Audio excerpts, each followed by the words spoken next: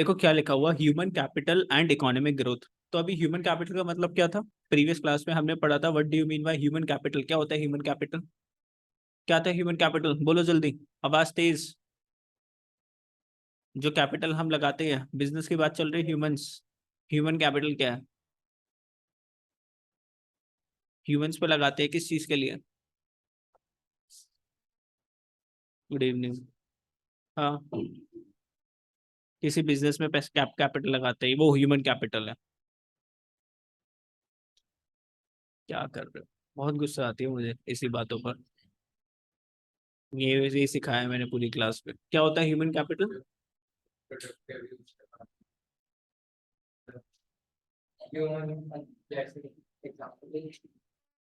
क्या, बोलो।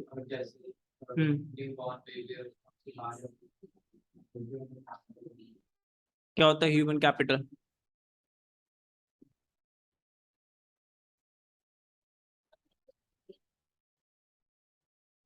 Human capital का मतलब होता है ह्यूमंस के ऊपर खर्चा करना, उनकी एबिलिटी के ऊपर, स्किल्स बढ़ाना, एजुकेशन देना। तो जैसे आप यहाँ पर आ रहे हो, क्लासेस ले रहे हो, तो आप अपनी ह्यूमन कैपिटल की डेवलपमेंट कर रहे हो, सीधी सी बात है। ह्यूमन रिसोर्स का मतलब है कि सर हम ह्यूमन है तो we are human resource. Human capital का मतलब है पढ़ा लिखा बंदा, एजुकेटेड पर्सन, वो कौन है, ह्यूमन कैपिटल। ठीक है, तो human capital and economic growth की अगर हम बात करें, तो ह्यूमन कैपिटल से ही क्या होती है, इकोनॉमिक ग्रोथ। तो economic growth means increase in the real national income of a country. तो इकोनॉमिक ग्रोथ का मतलब क्या है, economic growth means increase in the national income of a country. तो इकोनॉमिक ग्रोथ का मतलब क्या है, हमारी कंट्री की नेशनल इनकम इंक्रीज हो रही है। Contribution of an educated person to economic growth is more than that of a illiterate person. Illiterate person पढ़ा लिखा बंदा नहीं है। जो कंट्रीब्यूशन इकोनॉमी के अंदर एजुकेटेड पर्सन करेगा, वो ज्यादा करेगा किससे, इलिटरेट पर्सन से, है ना। क्योंकि भाई वो कमाएगा ज्यादा, अर्निंग ज्यादा करेगा, इनकम ज्यादा होगी। और इकोनॉमिक ग्रोथ का मतलब क्या है, इंक्रीज होना इनकम, और पढ़ा लिखा बंदा ज्यादा कमाएगा। ठीक है। Similarly a healthy person also contributes to economic growth. एक हेल्दी पर्सन है ना, हेल्दी पर्सन, उसकी प्रोडक्टिविटी ज्यादा होगी, लॉन्ग आवर्स तक वो क्या कर सकता है, बिना थके काम कर सकता है, स्टैमिना ज्यादा अच्छा होगा उसका। तो healthy person contributes to economic growth by providing uninterrupted labor supply। uninterrupted labor supply, छुट्टी नहीं मारेगा, एब्सेंट नहीं होगा, uninterrupted, बिना रुकावट के, for a longer period of time. तो लंबे समय तक वो क्या कर सकता है, काम कर सकता है। Thus both education and health along with many other factors like on the job training, job market information and migration increases the income generating capacity of an individual। तो ये सारी चीजें कौन कौन सी चीजें, आपकी एजुकेशन, आपकी हेल्थ, आपकी ट्रेनिंग्स जो आपको जॉब पर मिलेगी, तो ऑन द जॉब ट्रेनिंग मैंने आपको बताई थी। जॉब मार्केट इंफॉर्मेशन, माइग्रेशन, अभी लास्ट क्लास में हमने सब पढ़ा था। ये क्या इंक्रीज करेगी, आपकी capacity of an individual to increase the income. Human capital formation promotes inventions. बोलो, एक पढ़ा लिखा बंदा क्या करता है, नई नई इन्वेंशंस करता है, नई इनोवेशंस करता है, और टेक्नोलॉजी को क्या करता है, इंप्रूवमेंट्स लेकर आता है उसके अंदर। तो human capital formation not only increases the productivity of human resources but also, लेकिन वो और क्या करता है, देखो, प्रोडक्टिविटी तो इंक्रीज करता ही है, साथ साथ और क्या करता है, स्टिमुलेट्स इनोवेशंस, नई चीजें फाइंड करता है, and creates ability to absorb new technologies. और नई टेक्नोलॉजीज क्या कर जाता है, जल्दी से समझ जाता है, सीख जाता है। आज तुम नया फोन लेकर आते हो, डब्बे से निकाल के दो सर, बस आप हमें फोन दे दो, चला तो हम लेंगे। तो क्या कर ली तुमने, टेक्नोलॉजी जल्दी से समझ गए ना, 10-15 मिनट लगाते हो, सारे फीचर सीख जाते हो, जो सेटिंग्स जो करनी है वो कर लेते हो। वेयर एज अभी अगर मम्मी पापा को नया फोन दिलाएं, तो वो किसको बुलाते हैं, इधर आइयो छोटू, इधर आइयो। तो हमें बुलाते हैं, फिर बोलते छोटू डालियो इसमें, व्हाट्सएप डालियो इसमें, फ्लिपकार्ट डालियो, अमेजोन डालियो, और सिखा दियो इसमें सब कुछ लॉग इन करके दे दे, ताकि हम इसको चला दे, और बता दे कैसे इसके अंदर कॉन्टैक्ट कैसे सेव करने हैं, किसी को नंबर मिलाने तो कैसे मिलाएंगे। तो उनको थोड़ा सा टाइम लगता है ना। 2-3 महीने के बाद भी हम देखते हैं वो सेम गलतियां क्या करते रहते हैं, है ना। तो हम लोग जो एजुकेटेड पर्सन है, वो जल्दी से टेक्नोलॉजी को एब्जॉर्ब कर लेता है, मतलब जल्दी से सीख जाता है। Educated provides knowledge to understand changes in the society. तो अगर कोई सोसाइटी में कोई चेंज आ रहा है ना, तो एजुकेटेड पर्सन उसका पॉजिटिव साइड जानता है। वेयर एज जो बंदा इलिटरेट है, वो सामने वाले से क्या हो जाता है, इन्फ्लुएंस हो जाता है। अभी जैसे मान लो किसान लोग थे, इसमें क्या हुआ था, यहाँ पर क्या हुआ था, वो पॉजिटिव इफेक्ट के लिए था। वैसे वो जो पॉलिसी थी ना, अच्छी थी, जो सरकार जो लेकर जो आई थी। लेकिन कुछ ऑपोजिशन पार्टी ने क्या कर दिया, अब वो बेचारे किसान क्या थे, इलिटरेट थे, उन्होंने उनको कुछ ऐसी ऐसी बातें बता दी कि जिनको उनसे उनको मतलब जो है ना, किसानों को ऐसा लगा कि ये हमारे लिए जो है ना पॉजिटिव नहीं है, क्या है हमारे लिए नेगेटिव। इन्फ्लुएंस जल्दी हो जाता है बंदा, क्योंकि उसको सोच नहीं सकता ना, ज्यादा समझ नहीं सकता कि उसके लिए अच्छा है कि बुरा। And scientific advancements thus facilitates inventions and innovations. तो जल्दी से आप सोच समझ पाते हो, अच्छे डिसीजंस ले पाते हो, अंडरस्टैंड कर पाते हो चेंजेस फॉर द सोसाइटी, ये जो सिचुएशन है अच्छी है बुरी है। Similarly, available, good evening. Similarly, the availability of the educated labor force facilitates adoption to the new technologies.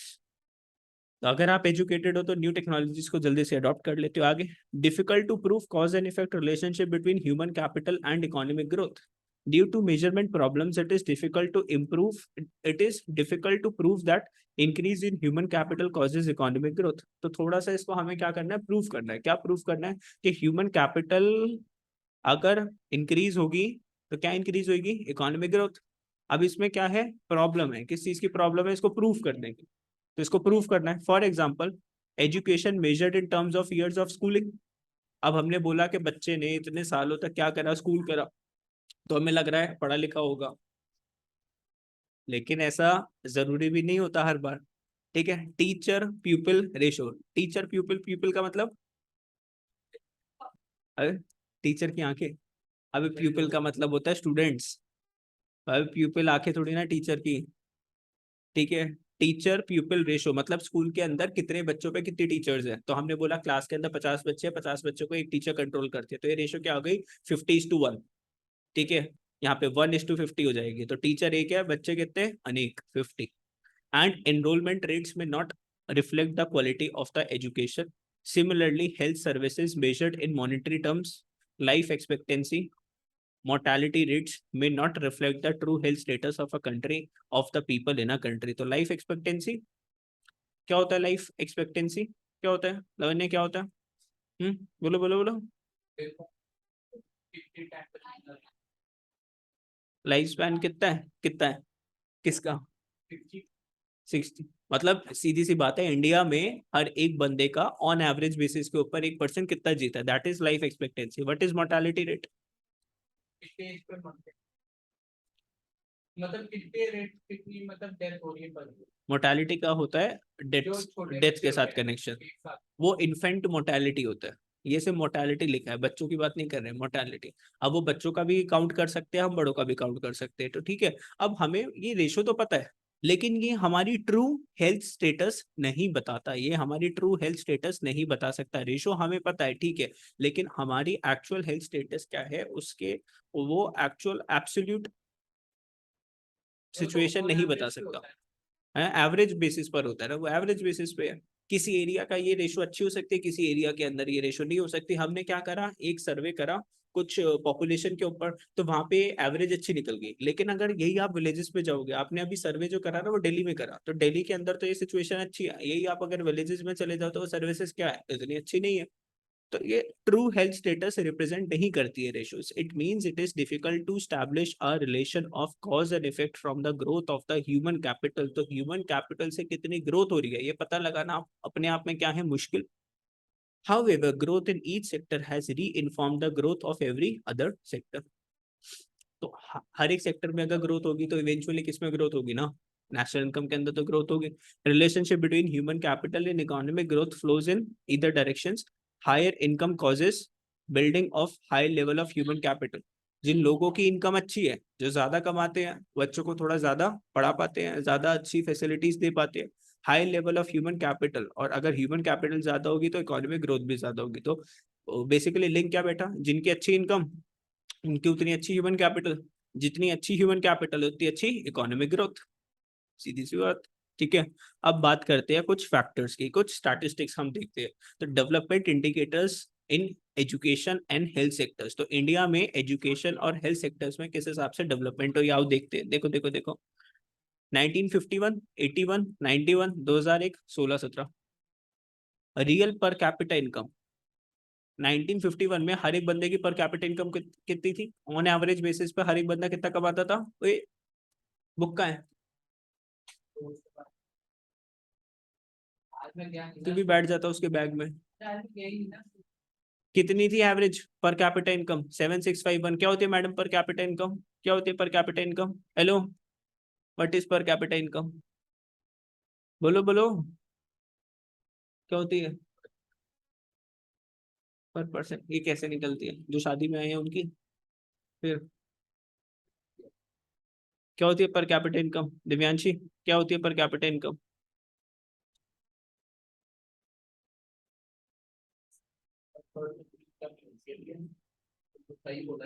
पर पर्सन इनकम, तो total income divided by total population, तो पर पर्सन की इनकम आ जाएगी। तो 1951 में पर पर्सन की इनकम कितनी थी? 7651। 81 में कितनी थी? 12,174। 91 में कितनी थी? 15,748। 2000 में कितनी थी? 23,095। और इसमें कितनी थी? 77,659। तो पर कैपिटा इनकम कितनी बढ़ती जा रही है?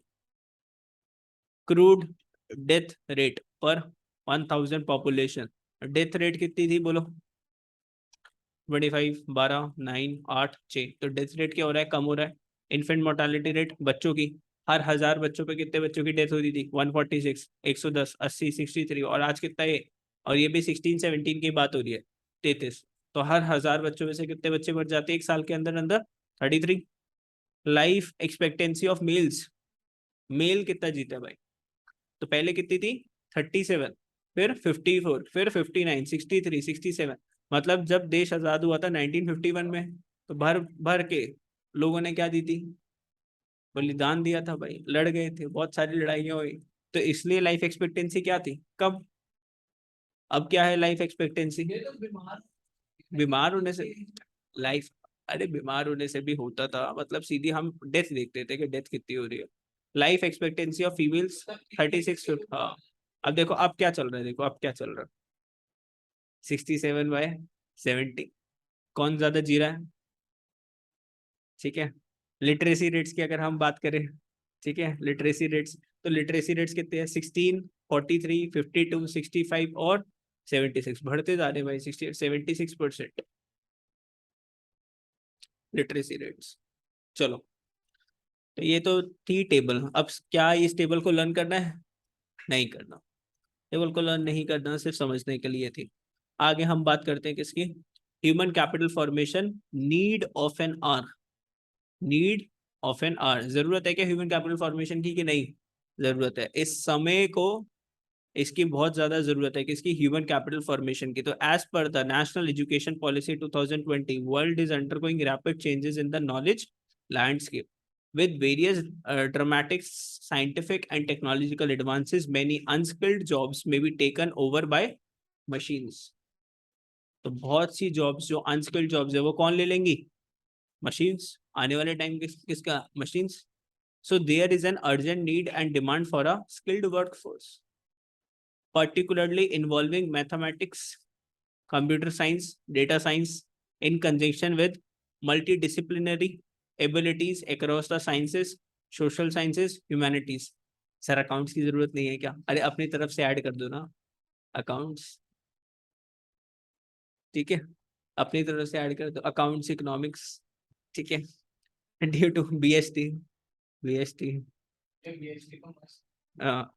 due to changes in the climate with increasing population and depleting natural resources, there will be a sizable shift in how we meet the world's energy, water, food, and sanitation needs, against resulting in the need for new skilled labor, particularly biography, chemistry, physics, agriculture, climatic science, and social science.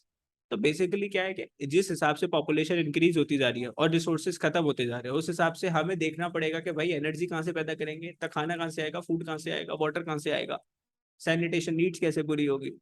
The growing emergencies of epidemics and pandemics also call for collaborative research in infectious disease management and development of vaccines. Covid की वजह से आ गए यहाँ पर। and the resultant social issues heightens the need for disciplinary learnings. तो अब यहाँ पर क्या है सर? रिसर्च करनी पड़ेगी, नई इनोवेशन, इन्वेंशन, ऐसी कोई वैक्सीन बना के दिखा दो जो 100% काम करके दे किसके ऊपर? कोविड के वायरस के ऊपर। There will be a growing demand for humanities and arts. Sir humanities भी आ गया, आर्ट्स भी आ गया, कॉमर्स तो आप लेके ही नहीं आ रहे। As India moves towards a developed country as well as among the 3 largest economies in the world, तो इंडिया किसमें आ गई?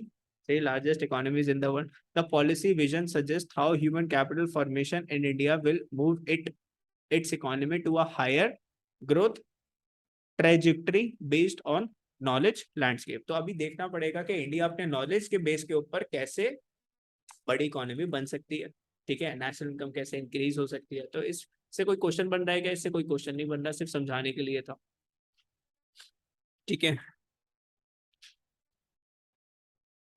अब यहाँ पर आएगा क्वेश्चन, यहाँ से बनेगा क्वेश्चन आपका, इंपॉर्टेंस और role of human capital formation. Importance और role of human capital formation. What is the importance of human capital formation? Sir ताकि वो इफेक्टिव यूज कर पाए किसका? फिजिकल कैपिटल का। क्या होता है फिजिकल कैपिटल कशिश?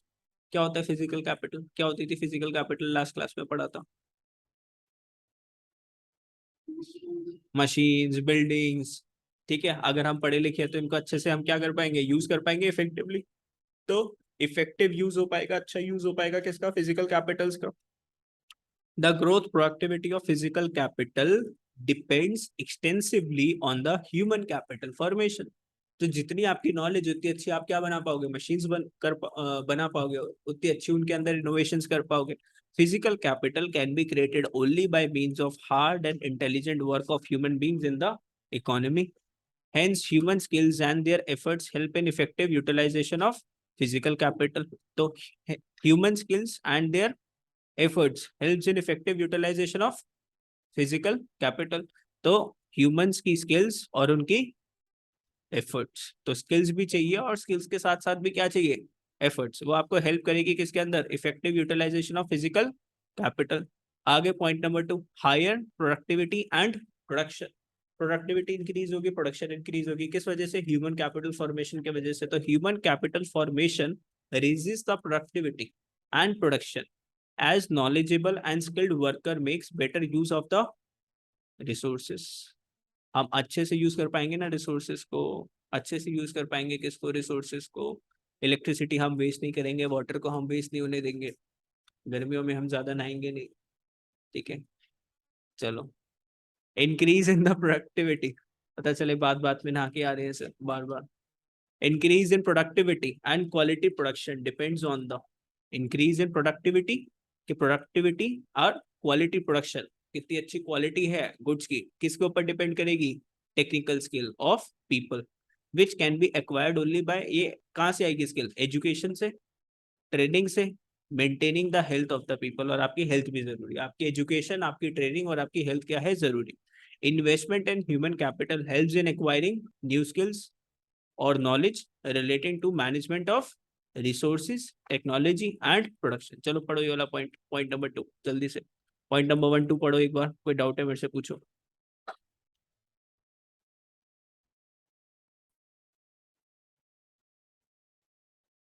कोई पॉइंट नहीं समझ में आया मेरे से पूछो प्लीज, थोड़ी सी लैंग्वेज टेक्निकल है।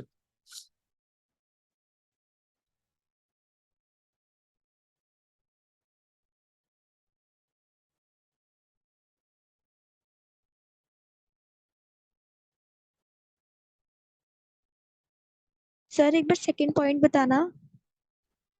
हायर प्रोडक्टिविटी एंड प्रोडक्शन, ठीक यस है। सर। अब इसके अंदर हम बात करेंगे, इसके अंदर बात करेंगे आपकी प्रोडक्टिविटी इंक्रीज होगी। आपकी क्या इंक्रीज होगी? प्रोडक्टिविटी। पहले पॉइंट पर अगर आप आओगे, आपकी प्रोडक्टिविटी इंक्रीज होगी।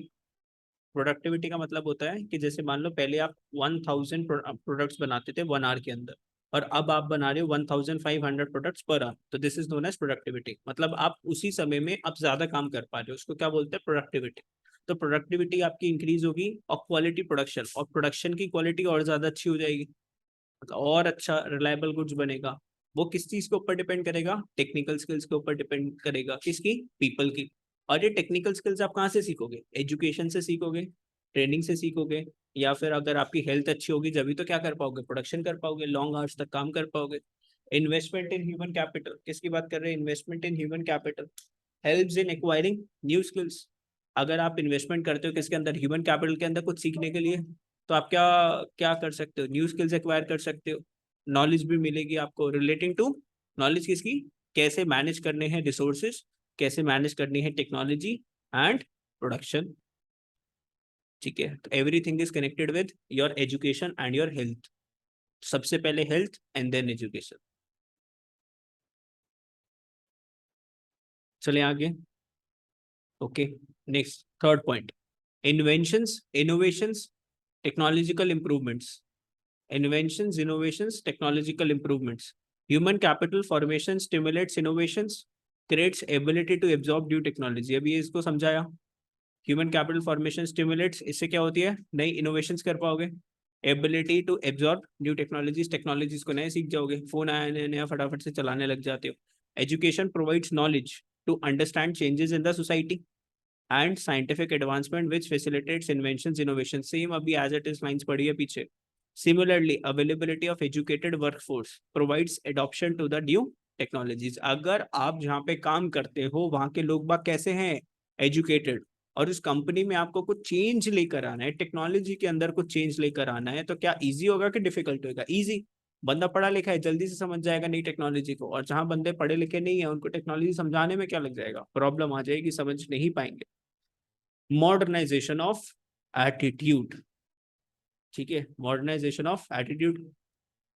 Knowledgeable, skilled, physically fit people are the powerful instrument to the change in the society. तो सोसाइटी के अंदर चेंज कौन लेकर आ सकता है sir? Knowledgeable person, skilled person and physically fit person.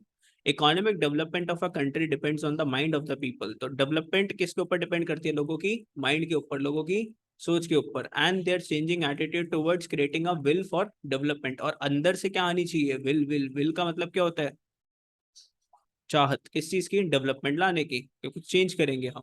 Investment in human capital helps in changing mental outlook, लोगों की नजरिए में चेंज लेकर आना है, ठीक है, सोच बदलनी है, एंड प्रमोट करनी है डेवलपमेंट ऑफ द इकोनॉमी। आगे, इंक्रीजेस लाइफ एक्सपेक्टेंसी। पढ़ा लिखा बंदा अपनी हेल्थ के ऊपर फोकस कर पाता है, उसको पता है उसके लिए क्या अच्छा है बुरा है, ठीक है, पैसे ज्यादा कमा पाता है, तो उसके जो फूड इनटेक है वो भी थोड़ा ज्यादा अच्छा रहता है। तो formation of human capital raises life expectancy of the people. Health facilities उसके पास ज्यादा अच्छी होगी। Availability of nutritive food enables people to live a healthy and a long life. This in turn adds to the quality of life. सीधी सी बात है, बंदा educated है तो हमने क्या पढ़ा था? कमाएगा ज्यादा तो अच्छा फूड अफोर्ड कर सकता है, जिससे उसकी बॉडी को अच्छा नरिशमेंट मिले, ठीक है, न्यूट्रिशन मिले, और उससे उसकी क्वालिटी ऑफ लाइफ इंक्रीज हो सकती है। improves quality of life, improves quality of life. The quality of population depends upon the level of education, health and skill formation acquired by the people. तो आपके पास अच्छी एजुकेशन, अच्छी health and अच्छी skills जरूरी है। Human capital formation not only makes people productive and creative, तो ये सारी चीजें आपको क्या बनाएंगी? प्रोडक्टिव बनाएंगी, क्रिएटिव बनाएंगी, बट ऑल्सो ट्रांसफॉर्म कर देंगे आपकी लाइफ ऑफ द पीपल। आपका एकदम क्या बदल देगी? आपकी लाइफस्टाइल को चेंज कर देगा। कौन? आपकी प्रोडक्ट, आपकी education. Control of population growth, obviously sir लोग बाग पढ़े लिखे होंगे तो इसके अंदर भी सर थोड़ी सी रोकथाम होगी। It has been observed that educated person have smaller families as compared to illiterate peoples. So spread of education is necessary to control the population growth rate. तो सारी की सारी 7 हेडिंग्स क्या थी? देखो जल्दी से फोकस करो, पहले हेडिंग्स को लर्न करो जल्दी। अभी सुनता हूँ मैं सबसे। Importance of human capital formation में हेडिंग क्या थी? अच्छे से यूज कर पाएंगे फिजिकल कैपिटल को, बिल्डिंग्स को, मशीन्स को, उनकी प्रोडक्टिविटी इंक्रीज होगी और प्रोडक्शन इंक्रीज होगी। इनोवेशंस कर पाएंगे और नई टेक्नोलॉजीज को जल्दी से एब्जॉर्ब कर पाएंगे। एटीट्यूड में चेंज आएगा, लाइफ एक्सपेक्टेंसी इंक्रीज होगी, क्वालिटी ऑफ लाइफ और पॉपुलेशन पे कंट्रोल। चलो जल्दी से लर्न करो, बहुत बेसिक पॉइंट्स है।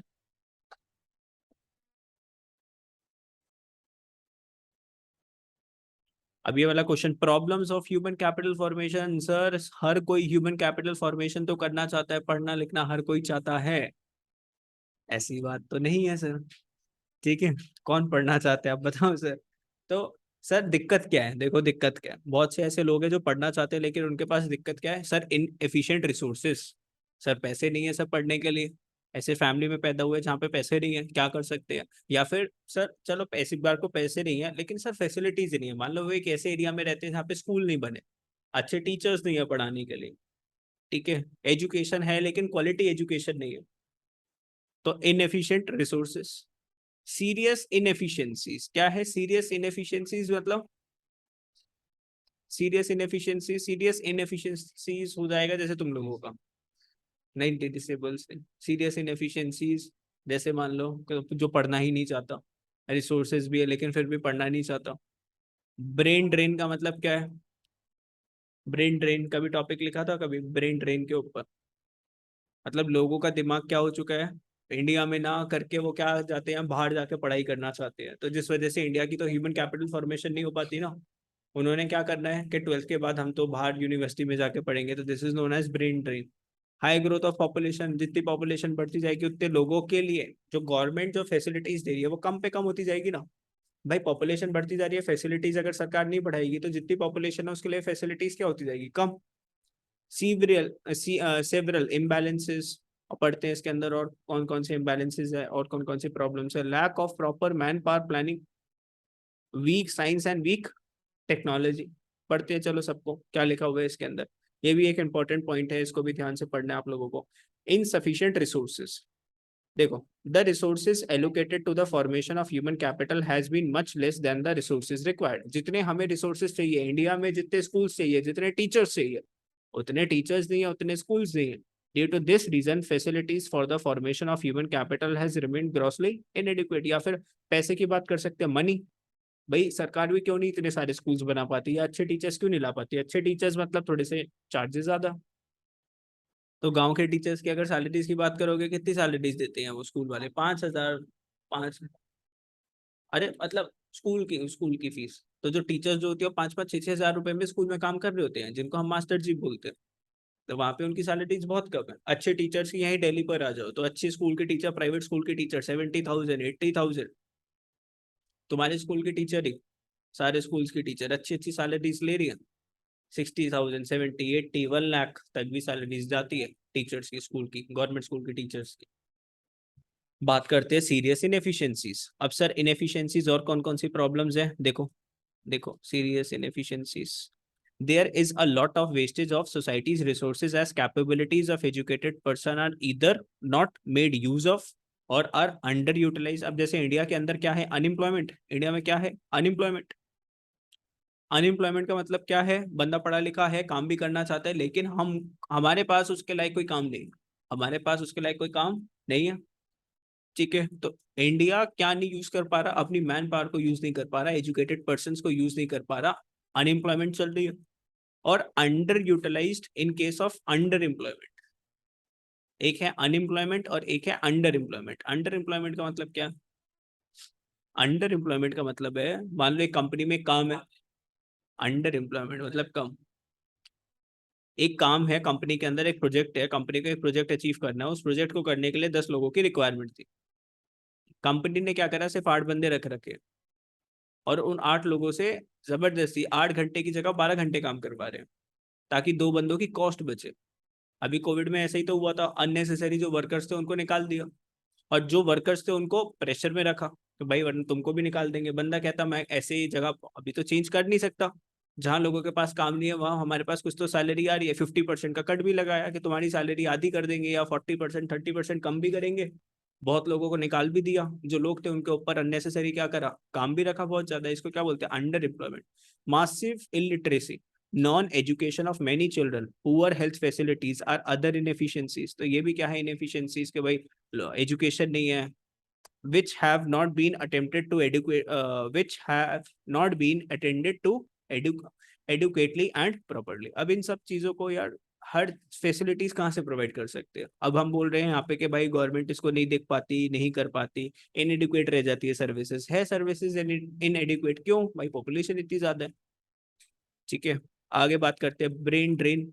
People migrate from one place to another in search of better job opportunities. तो इंडिया का बंदा 12th तक पढ़ा इंडिया के अंदर, बाकी फिर बाद फर्दर स्टडीज करने के लिए दूसरी कंट्री चला गया, एंड हैंडसम सैलरीज, अच्छी सैलरीज के लिए बाहर चला गया। It leads to loss of quality like people like, तो कोई डॉक्टर्स है बाहर चले गए, इंजीनियर्स बाहर चले गए, which have high calibre and are rare in a developing country. इनकी जरूरत होती है इंडिया में, लेकिन बाहर चले गए क्योंकि बाहर वाले इनको अच्छी फैसिलिटीज दे रहे हैं, अच्छी सैलरीज दे रहे हैं।